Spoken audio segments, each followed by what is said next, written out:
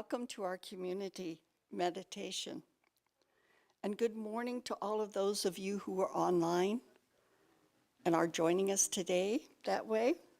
Thank you for being with us as we connect in consciousness. My name is Judy Poteet. I am a licensed spiritual practitioner here at the Center for Spiritual Living, Greater Las Vegas. And I'm your practitioner for today. Please take a moment to silence your cell phones, or at least check to make sure they're silenced, so that we may have an uninterrupted experience together. This meditation is a blend of spoken words, silence, and accompanied by some beautiful music. It will last for about 15 minutes. So as we begin, I invite you to close your eyes. That's how I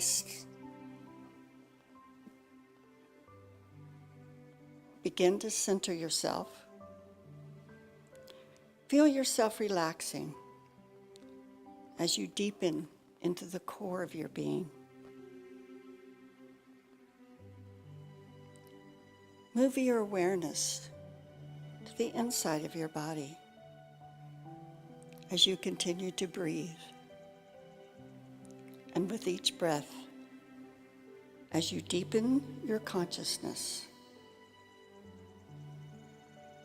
scan your body and locate where love is right now in your body.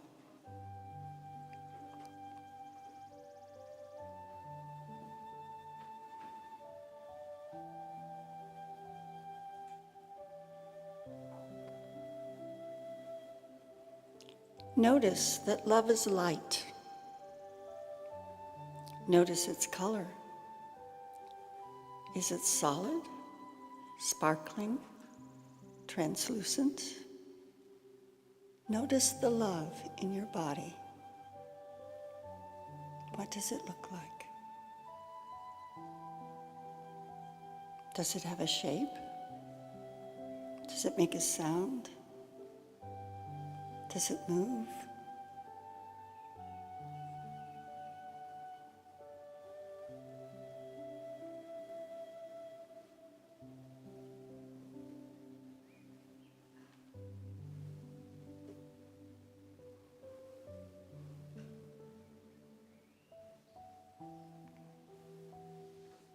I invite you to allow your love to grow, to expand, filling every part of your body with love. Feel the joy, the peace, the harmony, and so much more.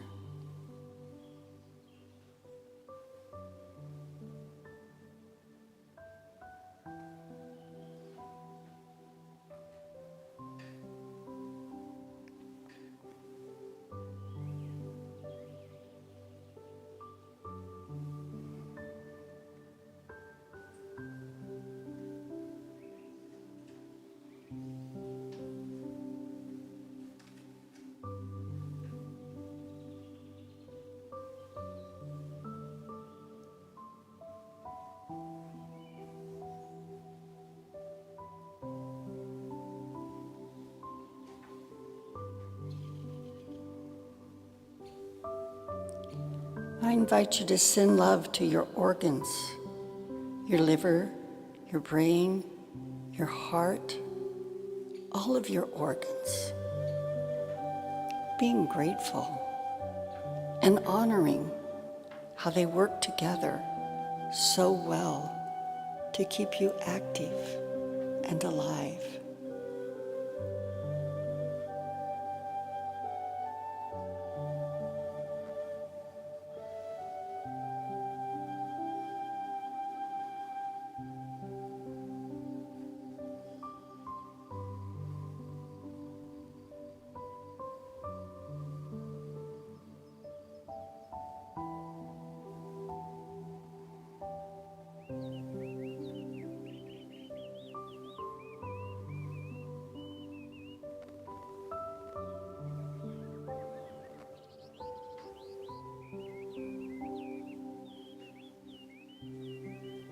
Now, in gratitude, notice the different systems of your body.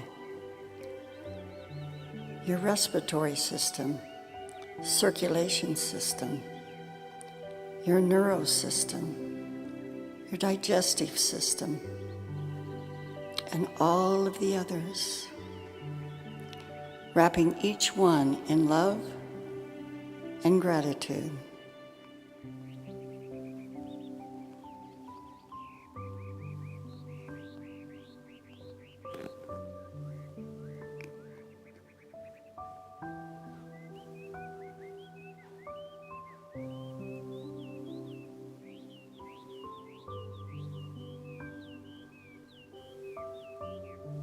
Become aware and marvel at this love energy.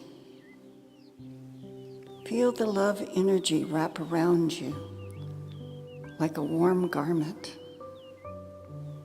It guides you, nurtures you, protects you. This amazing love energy.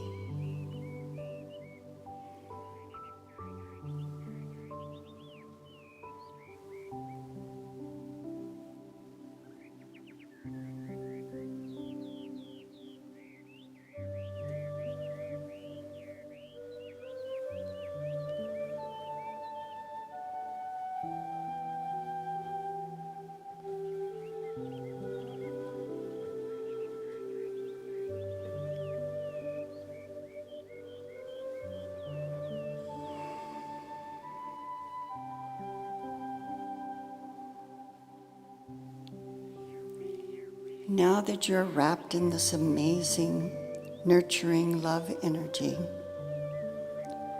as I read these excerpts from Ernest Holmes, use his words as your words and say to yourself, right now I feel a flow of energy, light and love filling my entire being. I know I am one with the infinite presence that fills my life with peace, harmony, and joy. I let go of all negative beliefs and affirm that love is transforming my life today. Love is the answer.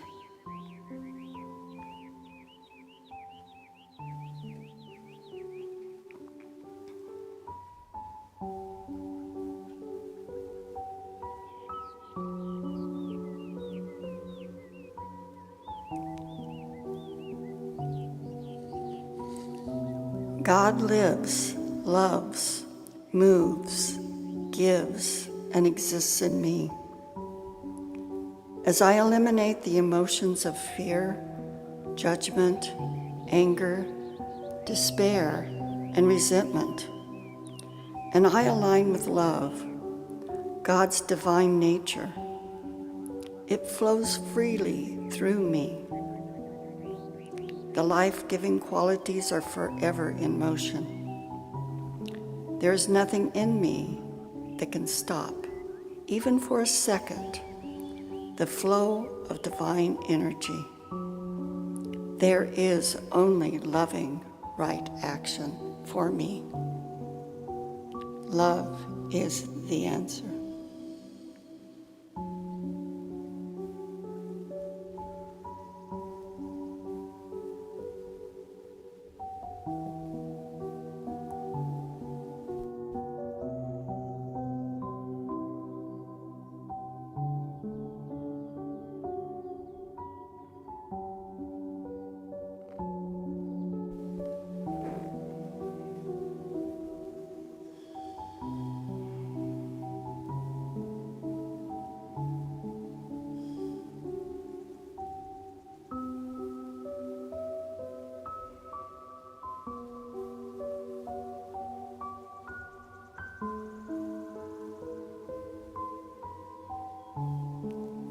Since God is love, and God is all in all, love must be the underlying principle of life, and therefore, in all things, all people.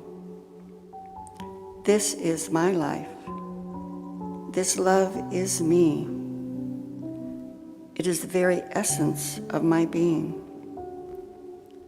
Love heals everything, every imperfection of mind or body or environment. Love alone may overcome hatred, anger, envy, and criticism. Where love is, there is no room for any negative emotion.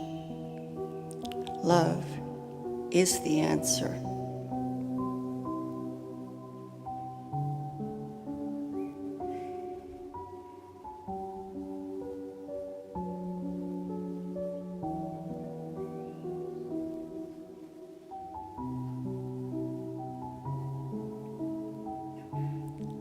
All the love there is right here, right now, with me.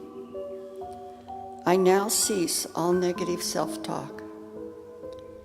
I hear only the voice of love speaking to me. I hear nothing but the words of wisdom, guiding and inspiring me. And when I listen, there is a response from something greater than myself. It is this mysterious energy of love, the active principle of unity. Everything loves, and everything responds to love. It is a universal quality, shared alike by all. The central flame of the universe. Love is the answer.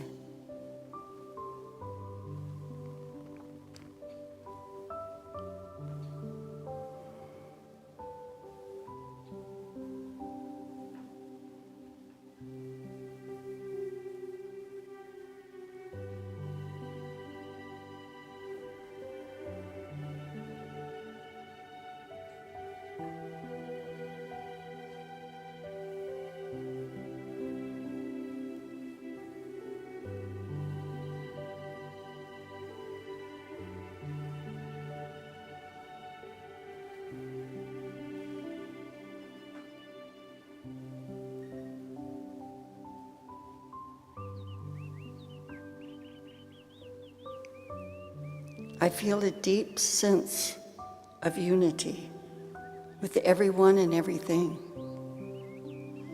I know that all is love, and I am filled with the goodness of life. Love and light flow in and through me. I give thanks for the radiance of spirit within me. Love is the answer.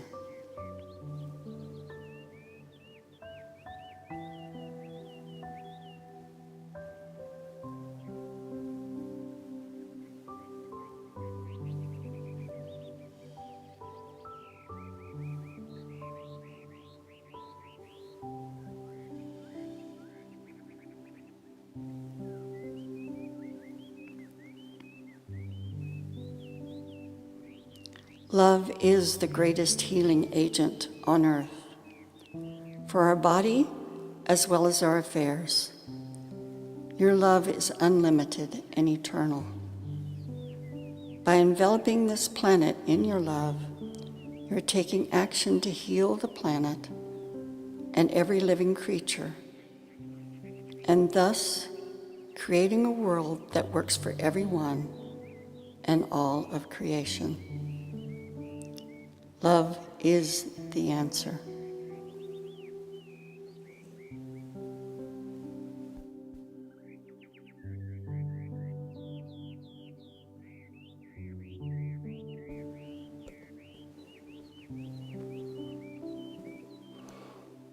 And with this time, I invite you to remember where you are.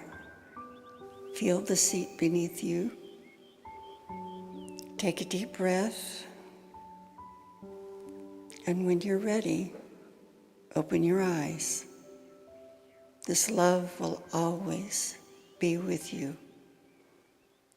wherever you go.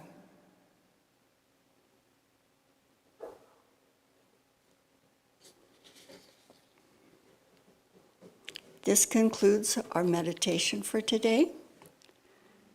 Thank you for being with us. It's been my pleasure. Our celebration service starts in about 15 minutes. So I invite you to stand up, move around, visit your neighbor, and enjoy yourselves. Thank you.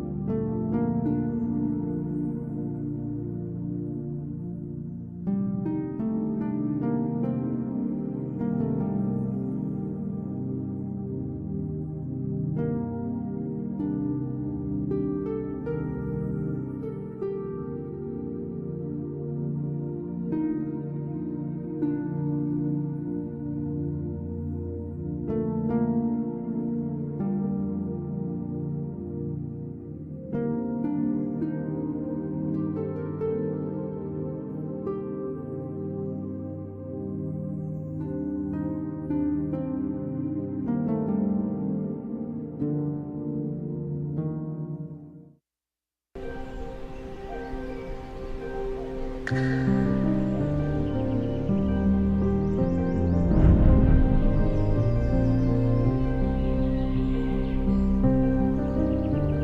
I loving myself? Am I appreciating myself? Am I taking care of myself? Am I giving myself what I need to grow and to glow? And if so, why am I feeling so insecure? You see, self-love means choosing to change how I'm thinking. Lift my own vibrational energy when I feel myself shrinking.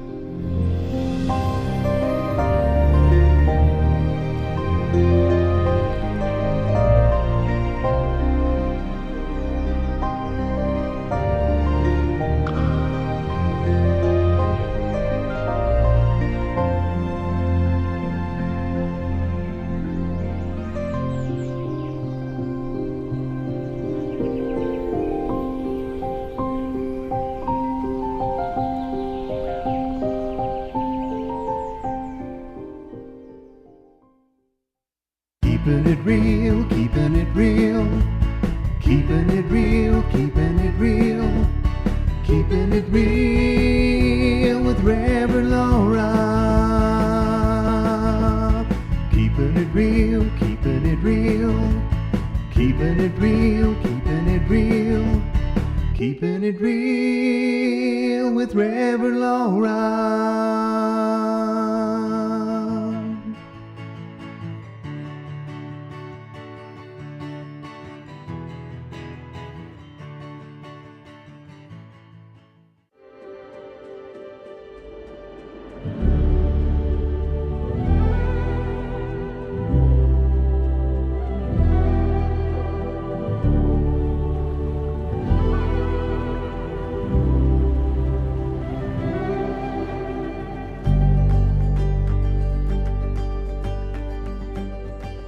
This is Center for Spiritual Living, Greater Las Vegas. At CSL Greater Las Vegas, it is our mission to inspire spiritual discovery through community connection, exploration, and celebration. This mission supports the all-inclusive vision of Centers for Spiritual Living worldwide, in which we envision a world that works for everyone and all of creation.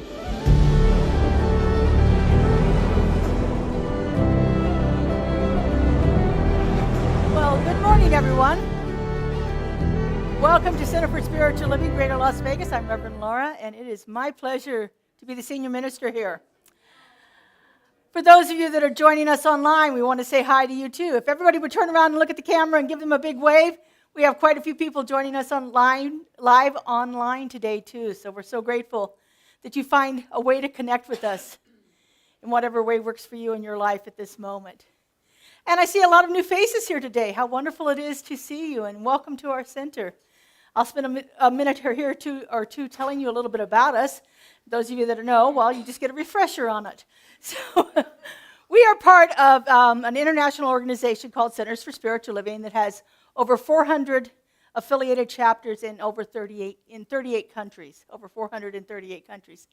We have been around since the early 1900s. We were founded by Ernest Holmes. He wrote his first book in 1916, and soon after that began a school of philosophy, which led into what we call Centers for Spiritual Living nowadays. We are based in ancient wisdom, and so we use a lot of the Judeo-Christian teachings. We pull from other different faith traditions as well, and we are really about spiritual practice. It's wonderful to have these spiritual principles, but if we don't apply them in our lives, they don't do us a lot of good. And so we pull in spiritual practices from all different faith traditions and use those throughout our lives to see what kind of changes we can make. We teach practices such as meditation, prayer, contemplation, study, service to others. We do the fun things like rituals and walking labyrinths and things like that to really help us connect with Spirit. It's about finding the practices that work for you, that will get you to that deeper place in consciousness where you can experience the presence of the divine in a little bit better way. We call that one universal presence lots of different things. Some of us call it God, some of us call it Spirit, some of us call it the divine, the one, love. Currently, my favorite term is creative, loving intelligence. That's the one that it works for me right now. So it really doesn't matter what we call it. We just believe that there is this one presence, this one power, and that it resides in all of us, that it is part of who we are, and that we are part of it. But we're not the totality of it.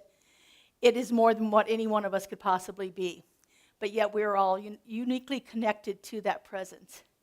We believe in things like eternality and immortality and the continuity of the individual soul. We believe in free will and choice and self-empowerment.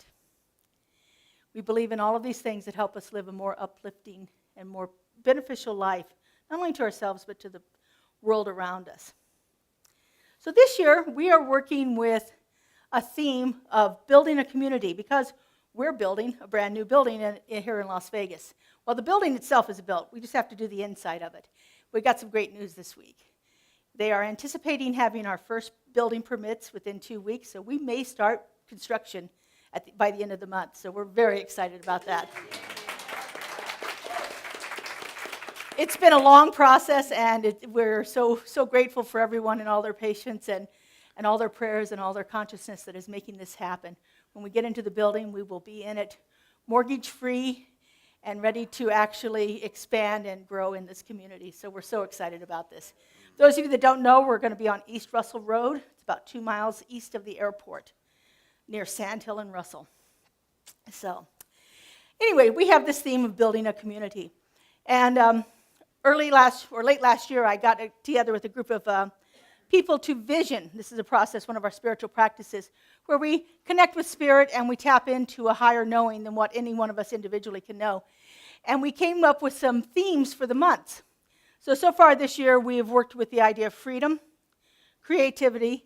Last month was joy. We figured these things are all essential in building a community. This month, the new month of April now, we are starting a new theme of love. And so this month, we're going to be spending our time talking about love in lots of different ways. Today, I'm going to talk about love from a personal point of view.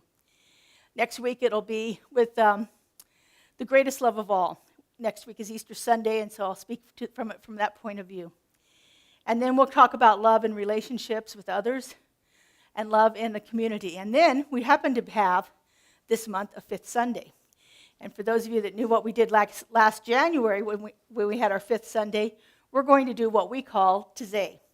Tizay is a very special program. We have not done a live Tizay in over 3 years.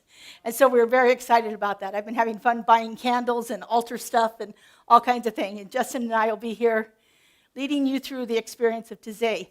Tizay is a lot more music from Justin and a lot less talking from me. It's also candle lighting and prayer and time spent in community with each other. That is just a beautiful experience. If you have not experienced a Tizay service before, please make sure you come here on the fifth Sunday of the month. We're really excited about this, being back in person. So as I said, we're going to be talking today about loving thyself. So let's get ourselves set up and ready for that. I forgot about the whole opening song, didn't I, Justin? Yes, indeed. See, I got excited. I knew I had news for you to tell you, and I was all excited about it. Justin, would you like to open us up? Good morning, everybody. Good morning. If you feel comfortable, please stand and join us in our opening song, You and Me.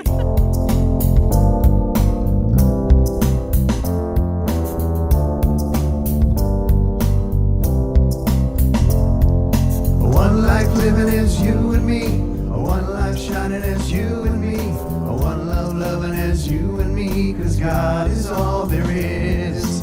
One life living as you and me, one life shining as you and me, one love loving as you and me, 'cause God is all there is. I'm shining from the inside out, I'm so happy, I just want to shout. One life living as you and me, one life shining as you and me, one love loving as you and me, 'cause God is all there is. One life living as you and me, one life shining as you and me, one love loving as you and me, 'cause God is all there is. I'm shining from the inside out. I'm so happy, I just wanna shout. One life living as you and me, one life shining as you and me, one love loving as you and me, 'cause God is all there is. One life, one life, one love. One life, one life, one love. One life, one life, one love. One life, one life. Break it down.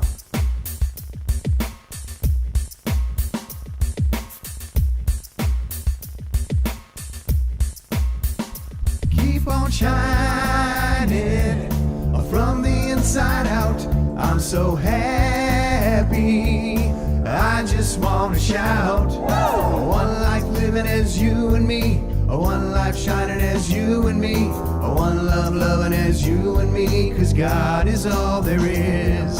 One life living as you and me, one life shining as you and me, one love loving as you and me, 'cause God is all there is. All right, if you're comfortable, please greet your neighbor.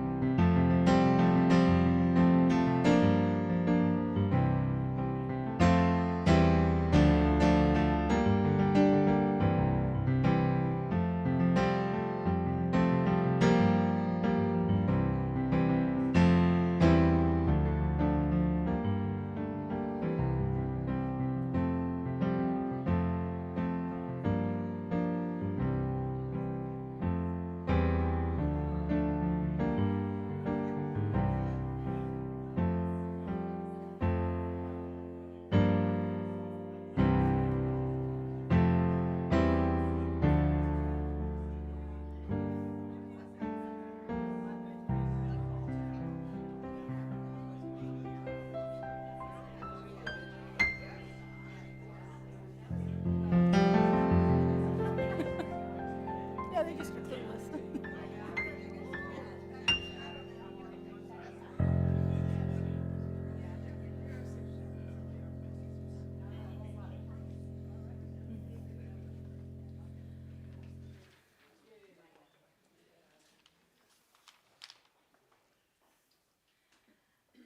All right, now that I've dissipated some of my excitement,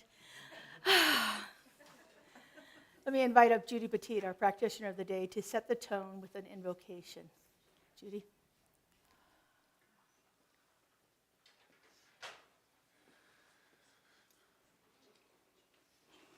Good morning. It is such a pleasure to be here with you today. What a glorious Palm Sunday morning.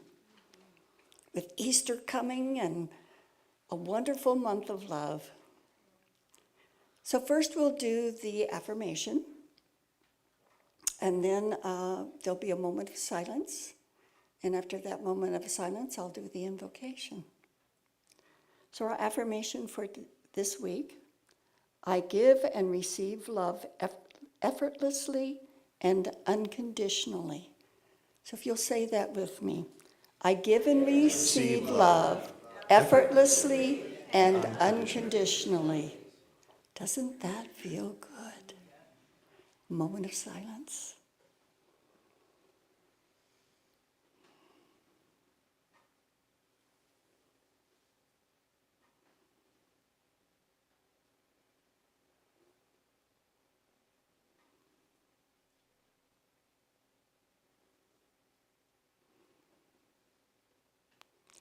As I recognize in that moment of silence the presence of the One, the Almighty, the Divine,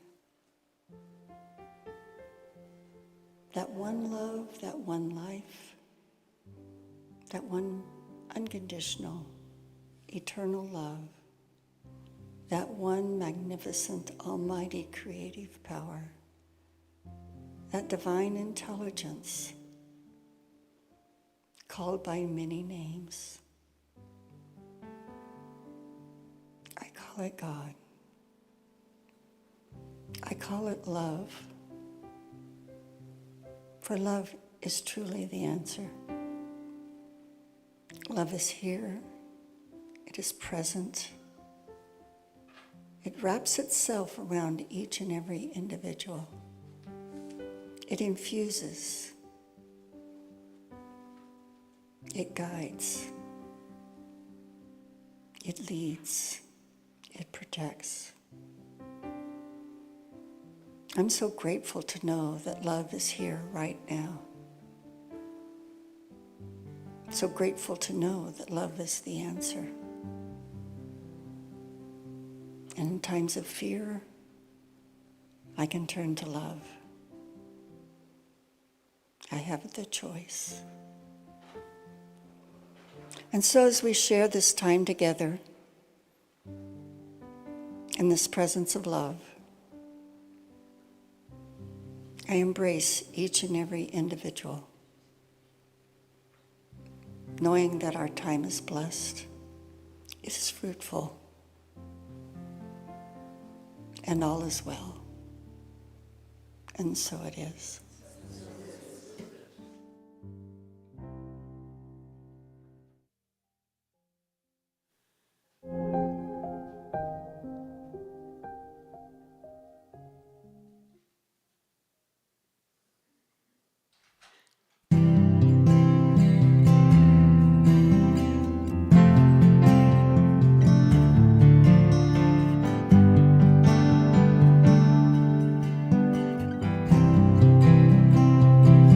I need to be still and let God love me. I need to be still and let God love me. When this old world starts to push and shove me, I need to be still and let God love me. I need to relax and let God take over. I need to relax and let God take over and take this load off of my shoulders. I need to relax, let God take over. I need to be still and let God love me. I need to be still and let God love me. When this old world starts to push and shove me, I need to be still and let God love me. I need to be still and let God love me. I need to be still and let God love me.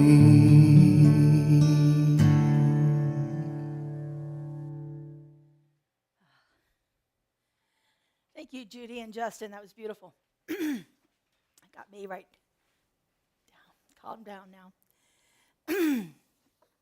So as I said earlier, today we're talking about, excuse me. Today we're,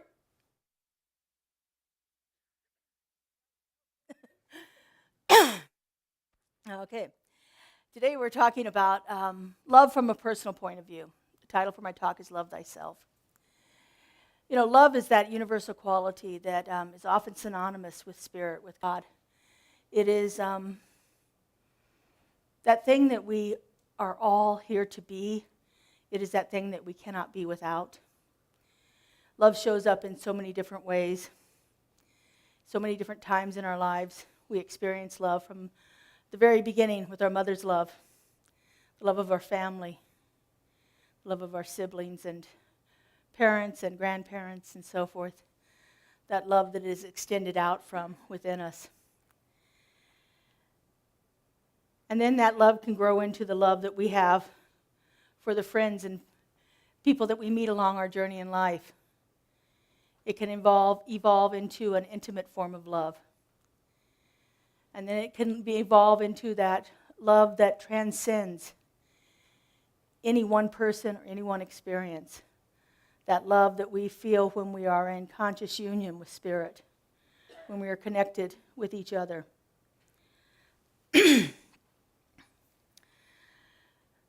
You know, one of the concepts that I had trouble with when I first started here at this center was that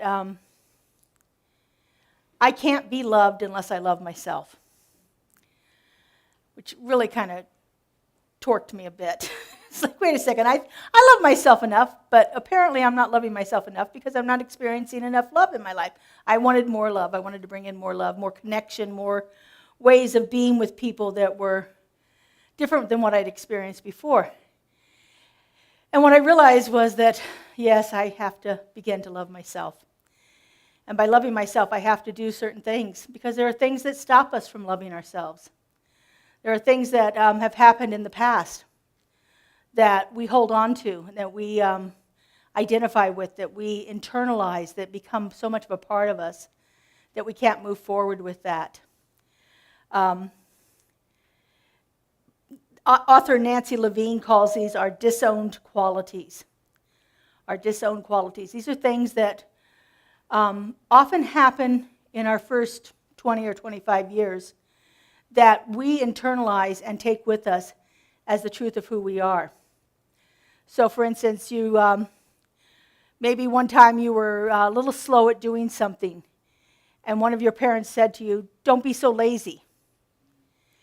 And so we take on this quality that we are lazy now. And then that starts to become alive inside of us, and we live from that place of being a lazy person.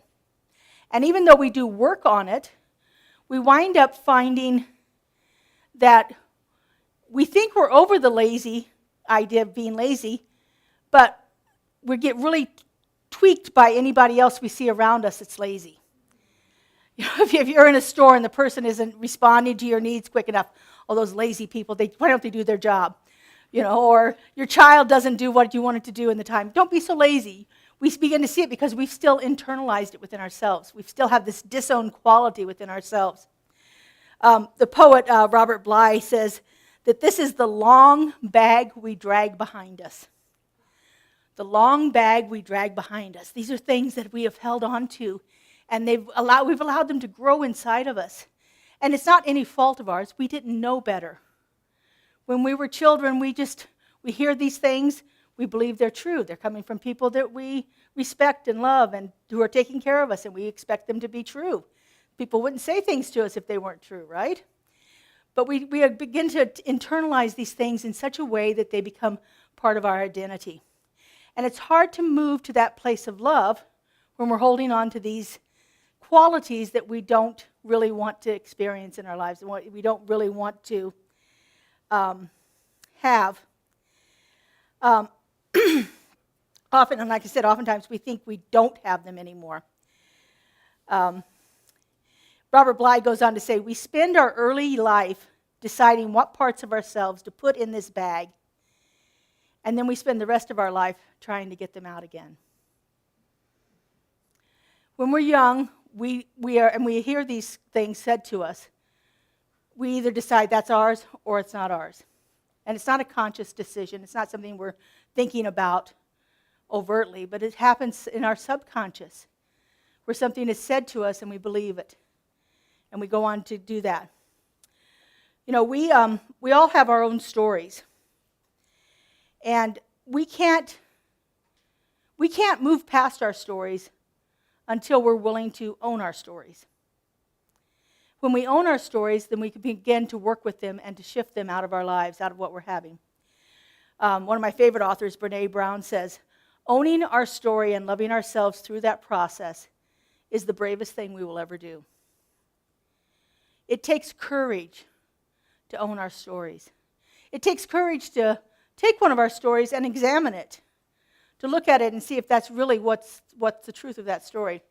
One of my first practitioners, a dear friend of mine, I would be telling her something, I'd be all involved in all the details of the story, how you get when you're all worked up and in the middle of some kind of an issue. And I'd be telling her this, and she'd look at me and she'd say, now, is that true, honey?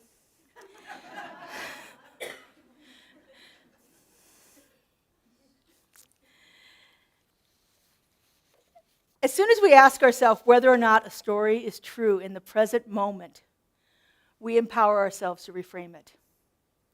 The moment we ask ourselves, we stop that cycle of repeating that story over and over and over again, whatever that story might be.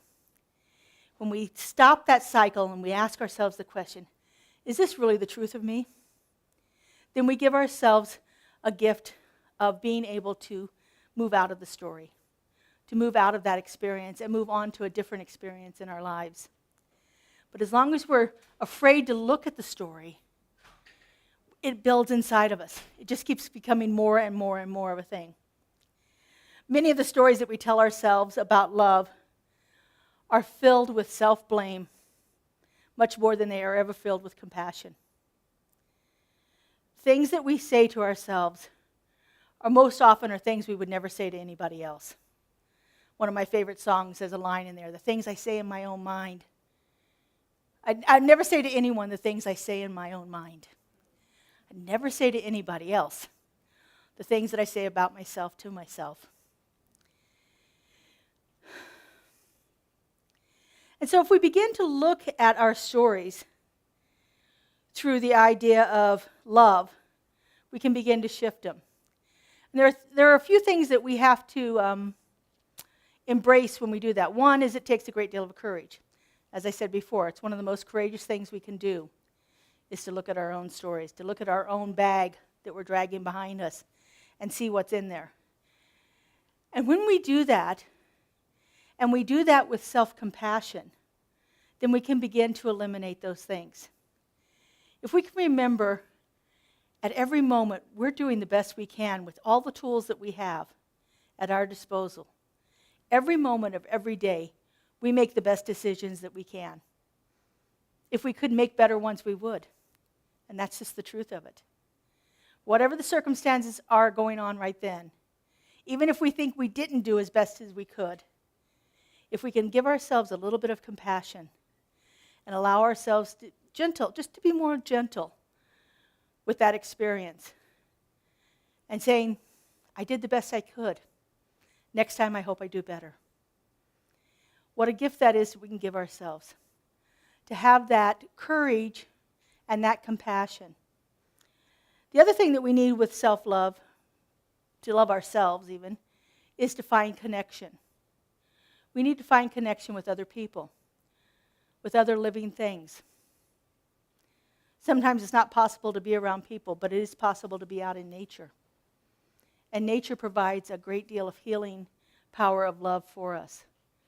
Just the whole scientific thing of the ions in the air and the grass beneath our feet and the breeze blowing through us shifts a different point of view inside of us when we're out in nature. One of the things that I love dearly are pets. And pets provide unconditional love. More than pretty much anything else. I used to say it didn't matter to my dogs whether I was gone for 5 days, 5 weeks, or 5 minutes. I got the same reaction when I walked through the door. And it was pure unconditional love. They were just excited to see me. And I had 3 of them at the time, so it was a lot of excitement.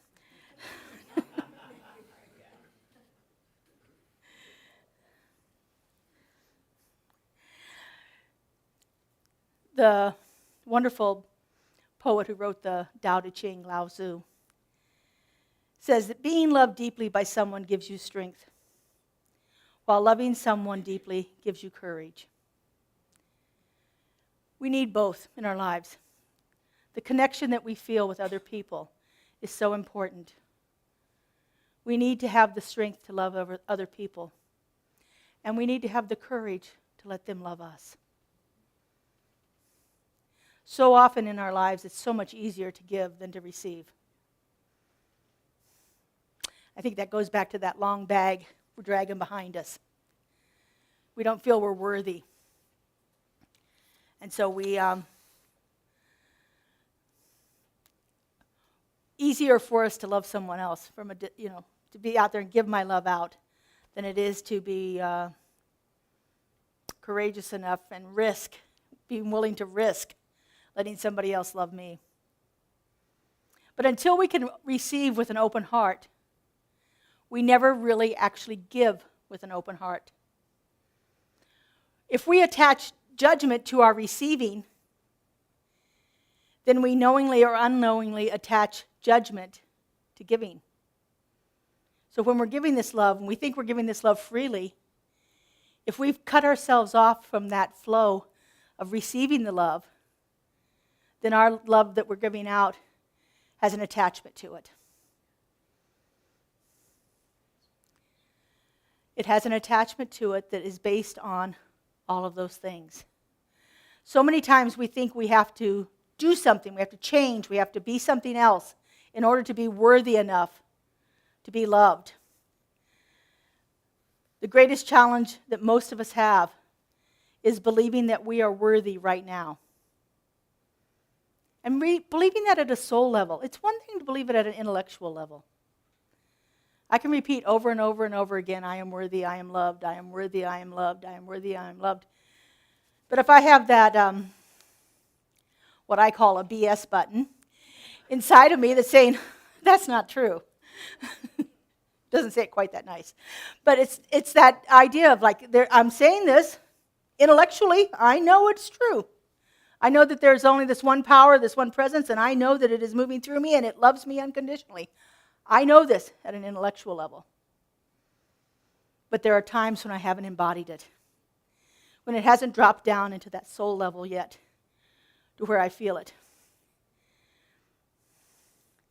Worthiness doesn't have any prerequisites. We're worthy just because we are. But we've created this long list of prerequisites that we have to have in order to be worthy of love. Some of us, I'll be worthy when I lose X number of pounds. I'll be worthy when I get this new job. I'll be worthy when I learn this new skill. I'll be worthy if I can stay sober. I'll be worthy if I'm a good parent. We all come up with our own list of worthiness things. And we think that we're not worthy to be loved until we get to that point.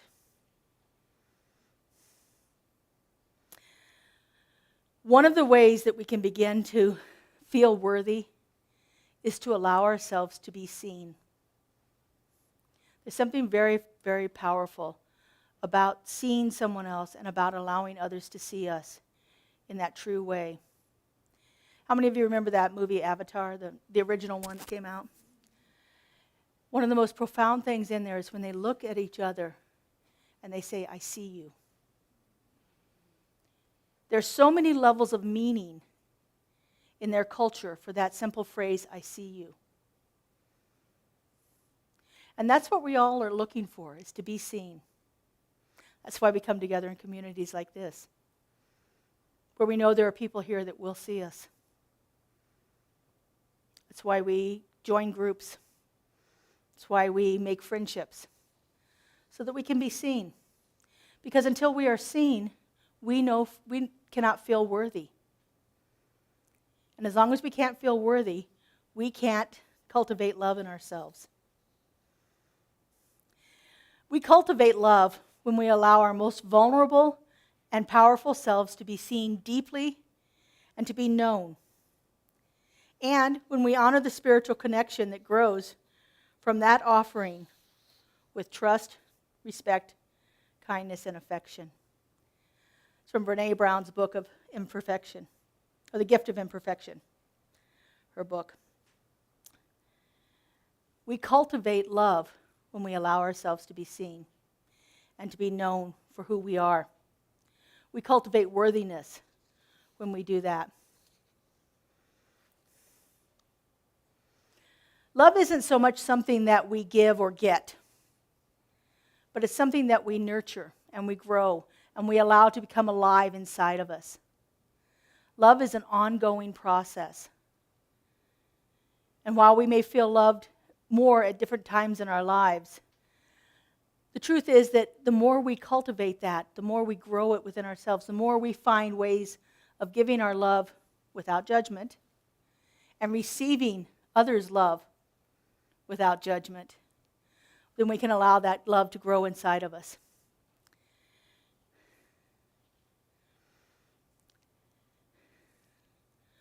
We nurture and grow a connection that can only be cultivated between people when it exists in every single one of them. And we can only love others as much as we love ourselves.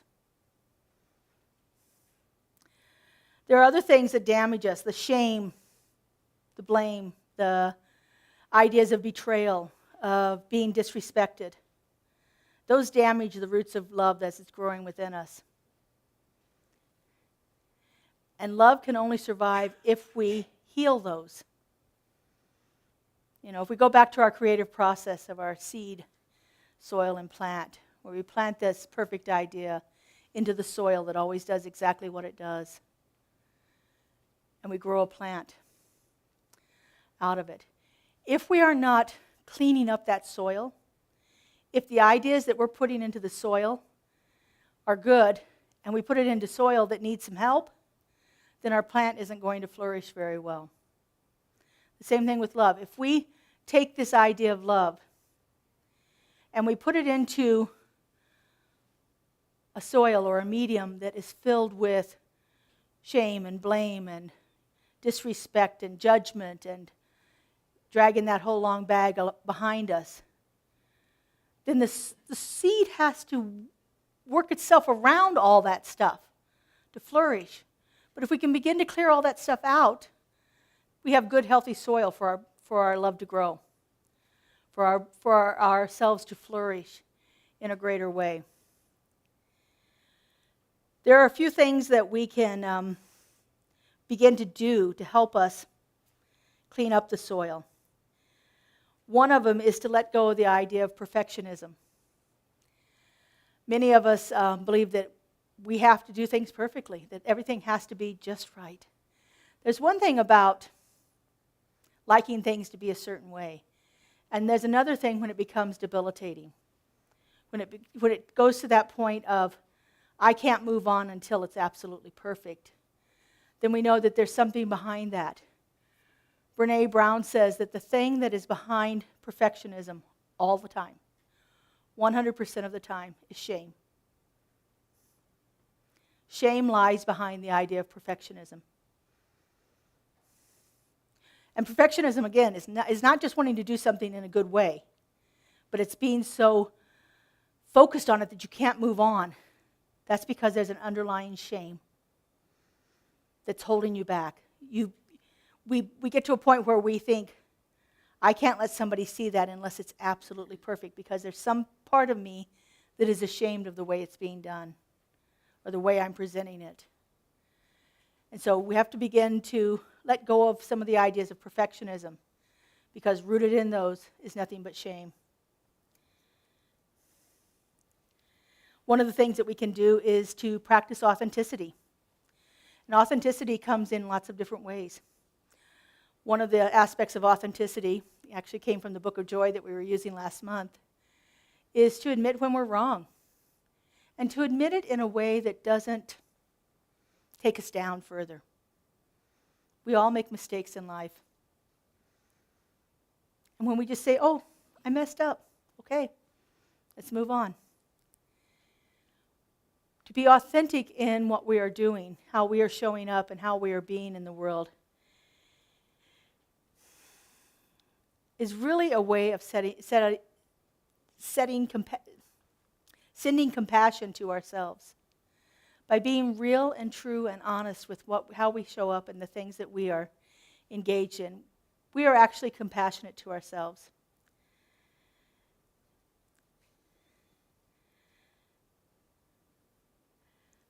In the book called Mindfulness for Self-Compassion, Christopher Germer says this: a moment of self-compassion can change your entire day. A string of such moments can change the course of your life.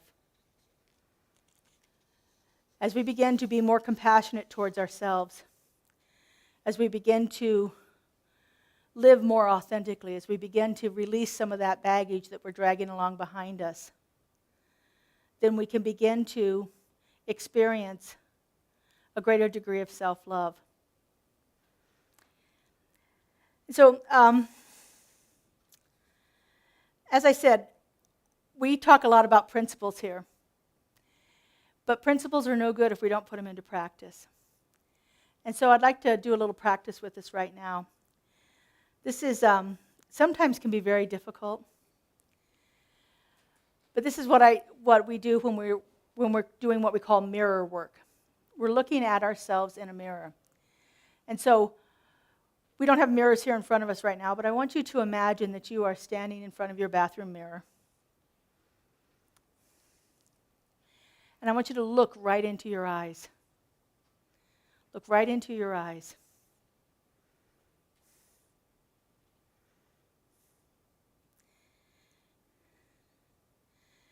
There's a song written by Karen Drucker and Reverend Carol Huntley called "You Are the Face of God." Very simple words, and I'm going to say the phrase, and I want you to repeat it in your mind as you continue to imagine looking at yourself right in the eye. You are the face of God. Just repeat it to yourself silently. I hold you in my heart.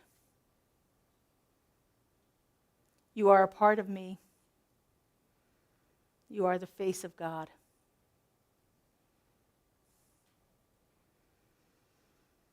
Just breathe that in. Now we're going to shift it a little bit. You are the face of love. I hold you in my heart. You are a part of me. You are the face of love. Breathe that in.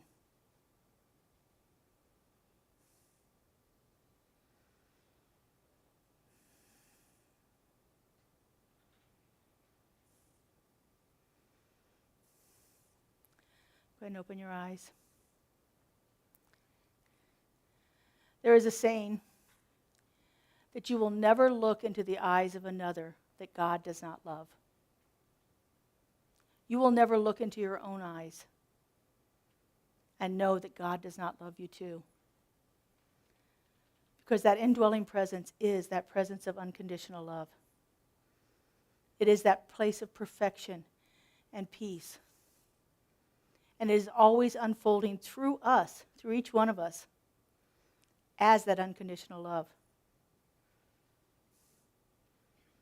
Sometimes we just have to clear away the stuff so that it can show through better.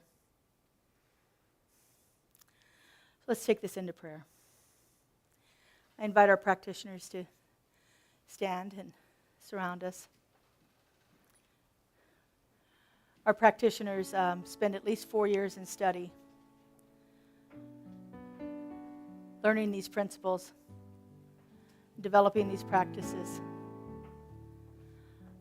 I see Reverend Richard back there today. Hi, Reverend Richard.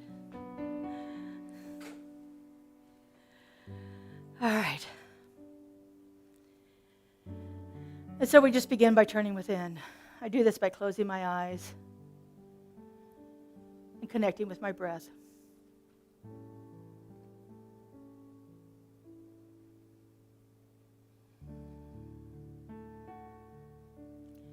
And so right here and right now, I know that there is only one. One creative, loving intelligence that has brought forth everything into existence.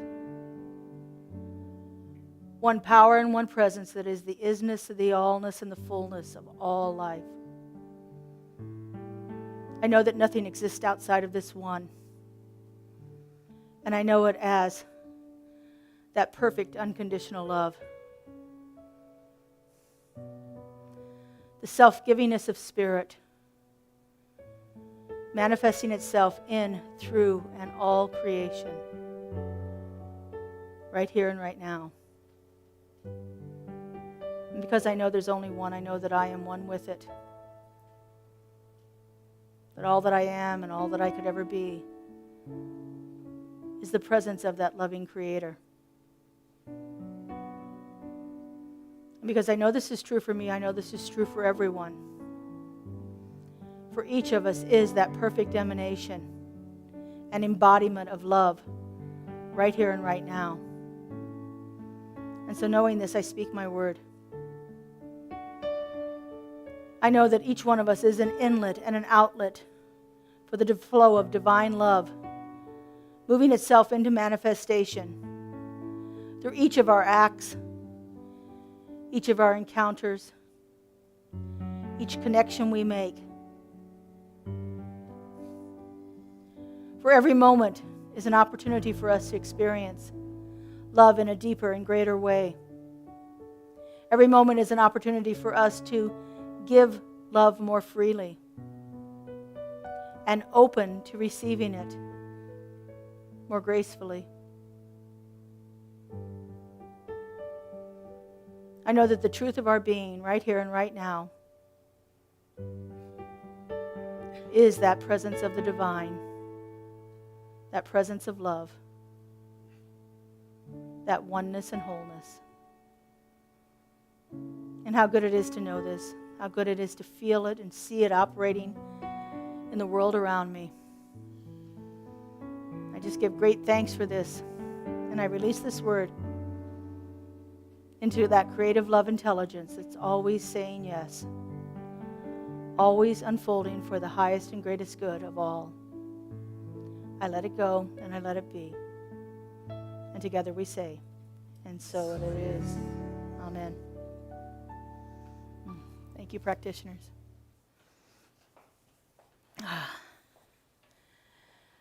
So now is that time in our service when we share our offerings, our gifts, our blessings.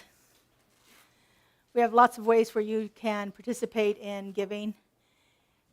We have online giving through our website. We have a text-to-give phone number. We have a Zelle. You're into Zelle. We have a Zelle app that you can use.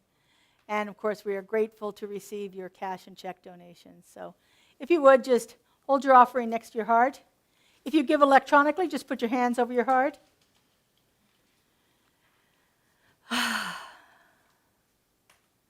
And know with me, this gift I give goes forth from me. Does amazing and miraculous things. Does amazing and miraculous things. And returns to me in kind. Returns to me in kind. Pressed down and overflowing. Pressed down and overflowing. And so it is. So it is. And Justin has some music for us.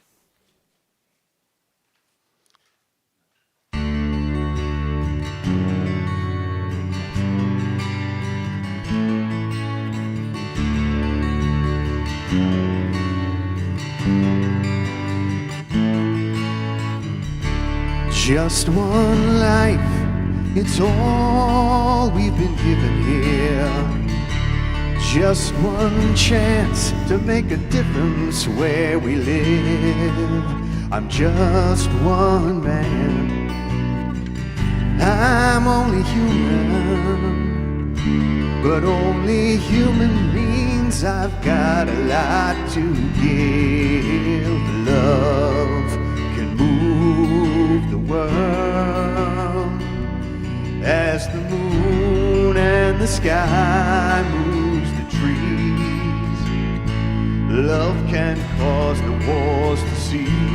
Love can move this world to peace. It's a time that begins with you and me. Love can move the world as the warmth of the sun moves the trees. Feel the wind of love increase as we move this world to peace. Come love the world with me.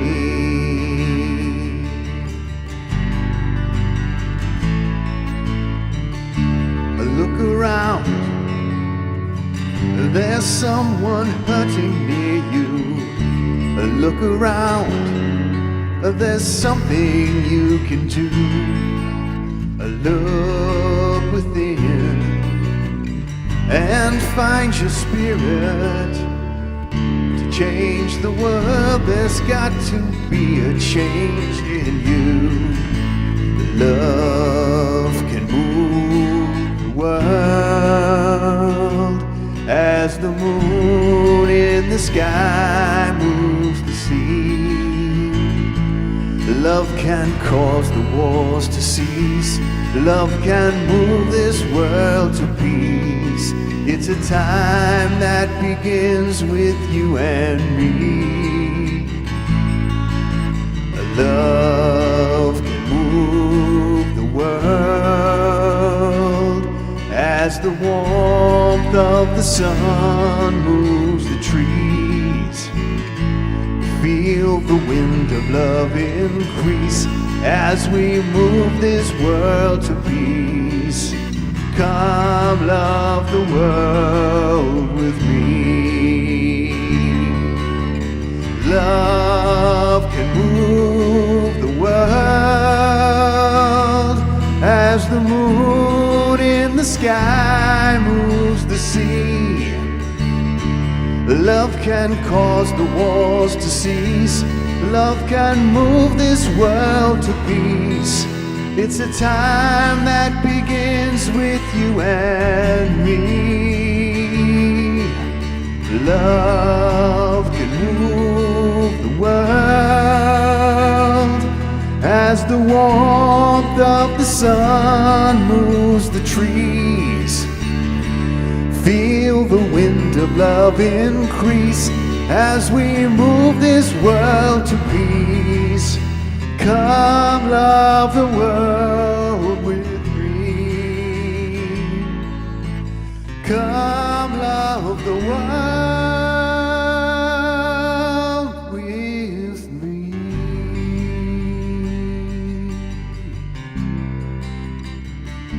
With me.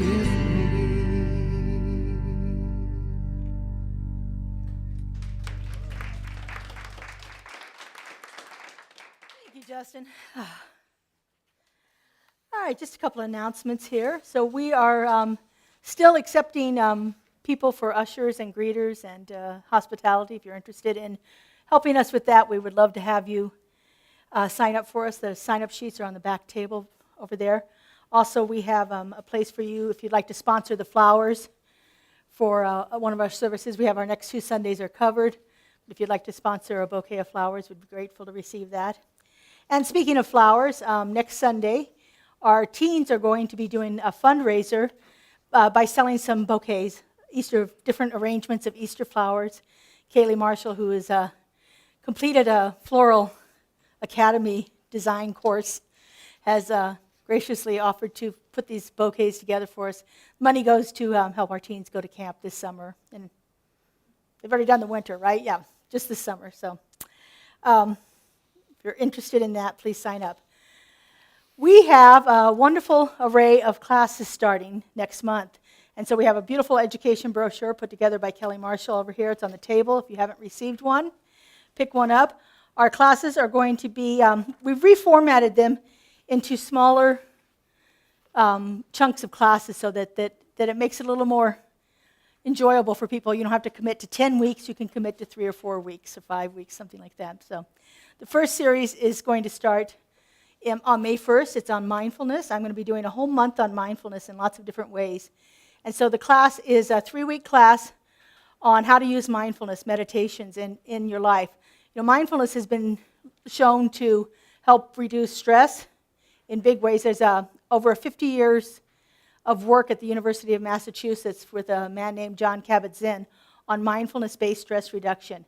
Wonderful ways that it improves your life in lots of different ways, eliminating pain, just giving you a deeper sense of peace, and so forth. Along with that, I'm doing a series at one of our libraries, the Centennial Hills Library out on North Buffalo Drive. I just got a couple of handouts on that. This is a series I'm going to be doing on Wednesday nights. Each one will be about an hour, and it's breaking mindfulness down into 5 different categories. The first week is on intro to mindfulness, and then stress reduction, reducing pain, eating and exercise, and then compassion for ourselves and others. So, in addition to that, I'm going to be speaking on Wednesday nights in May on our online services too, on the idea of mindfulness. So a bunch of mindfulness in May. Also, we have another class started by one of our new practitioners, Leslie McKinnon. It, again, is going to be an online class. It's called Are You Ready to Rumble? And it's about enhancing your spiritual practice of prayer, of spiritual mind treatment. And so really getting down to the nitty-gritty of how to make a spiritual mind treatment effective in your life. So look for the information about that. The sign-up sheets will be on our website as usual in the next coming days. So it's a wonderful opportunity to give yourself. Leslie's class is 5 weeks, 2.5 hours on Thursday nights, starting May 11th. The information, like I said, will be coming out. And the mindfulness class is Monday nights, 2.5 hours, $75, and it's the 1st, 8th, and 15th of May. I also want to let you all know that one of our beloved members, Valerie Petit, otherwise known as Penelope Pendragon, is going to be doing our Wednesday night services in April, all on love. So tune in to our Wednesday nights. It's really a great midweek break you can give yourself to uplift. And, if you need a little bit more love, join Penelope Pendragon and her unusual and wonderful look at love and the acronyms that go along with it. We have prayer available after service if you're interested in having your own spiritual mind treatment, your own affirmative prayer done. If you have something that's troubling you right now and you'd like to have a little help with that, see one of our practitioners. If you have something really good going on in your life and you want to keep it going, see one of our practitioners. Judy will be right here at the door. The practitioners will be on the patio, ready to receive you for your own individual prayer. So I hope you take advantage of that. As we get ready to leave here, if you can stay and help us put the chairs and the tables back together. We've got a few people that know exactly how that goes. I'm not one of them. And so if you brought in a cup or anything like that, if you would take that away with you. And for those of you that brought fellowship treats, fabulous. We got looks like a whole buffet back there right now. Please remember to take those with you when you leave. They don't have room for us to store it here. And also, we need to be cleared out by about 11:45 because they have an event in here at 12 o'clock. So we have fellowship, coffee, hot tea, cocoa, good conversation, good friends. Join us for that. All right, closing song. Joe's got it. All right.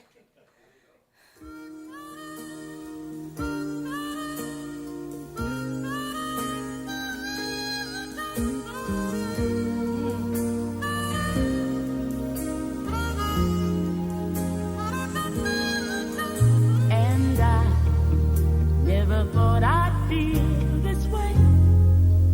And as far as I'm concerned, I'm glad I got the chance. Go ahead, sing along. That I do believe I love We're done, folks.